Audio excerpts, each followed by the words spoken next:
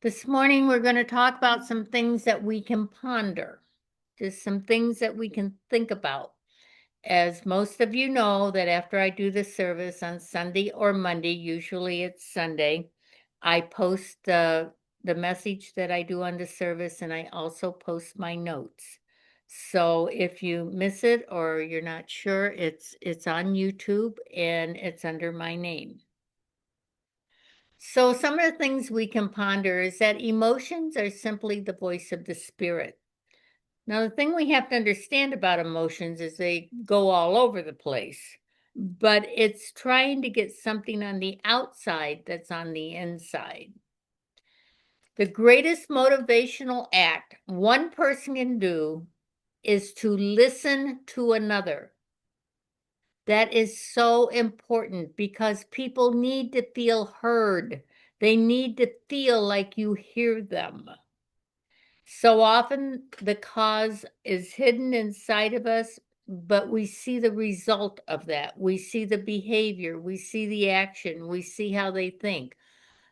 But the cause inside is hidden. It is wise to find out what the cause is rather than treating all the symptoms. Learning to trust is one of life's most difficult tasks. I'm not going to trust you because in my last relationship, he did this or she did that. Learning to trust is hard, and we don't wear our heart on our sleeve. We watch what people do, and we open our hearts a little bit at a time. And solutions will come from taking action. Do not expect solutions to your problems if you don't do something about them. You have to take action.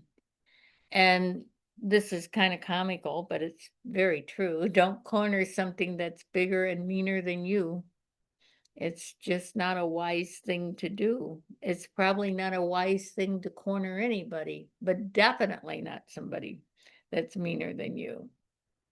Until we extend the circle of Jesus's compassion and make it our compassion to all living things, we will not find peace. And all living things mean people, animals, anything, plants, trees. They're all living things. We have to extend our compassion. We have to understand they play their role here as we play our role here. The goal in life for man is to unite the the consciousness with their soul, that conscious mind with the soul. That means that your heart and your mind need to work together for the best possible solution and the best way you are able to handle the issues that come your way. When you unite it with the soul, you are walking in prayer. When we unite with our soul, when we unite with God, we are walking in prayer. It is learning to see through things rather than thinking we know things. When you see through them, they are exposed to the whole picture. And it takes sometimes a very long time to see through people or to see through what we are doing to ourselves. That's the most important thing. What are we doing to ourselves? But once you see through it, then you can start handling it and taking care of it. And once you know the truth, that truth is going to set you free. Once you figure it out, once you know the truth, it's gonna set you free and you will have choices on how you want to handle yourself.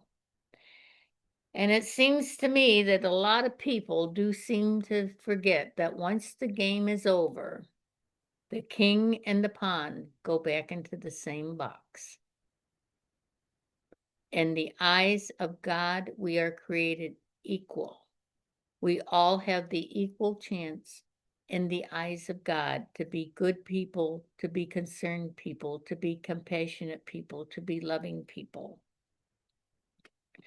People who matter the most are aware that everyone else matters also.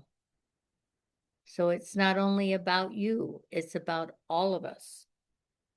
So if you know that you matter the most, you also know others matter.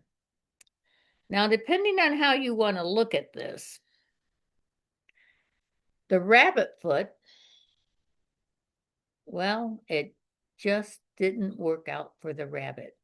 So we want to be very, very cautious, and we want to learn some of these tools in order not to injure ourselves, not to place ourselves in emotional or mental damage. So just remember compassion, understanding, love, emotions. If you're high strung and your emotions are out of control, you need to figure out why. Because an emotional person that's out of control is not acceptable, but it is something that's inside of them that they're playing on. It's not what you say about blessings, it is how you measure them. That is the truth to measure our thanks. So it's not what you say about what you have or what came your way, it's how you measure them, because that's going to show you the thanks. Do you share your blessings? How are you handling your blessings? And we are what we think, because what we think has made us. A reminder to take care of your thinking, of your thoughts. So if we are what we think, we can change our thoughts and think different. So remember, no matter what your problem, God is still the answer. And if you trust in your Heavenly Father, He'll never let you down. God bless each and every one of you.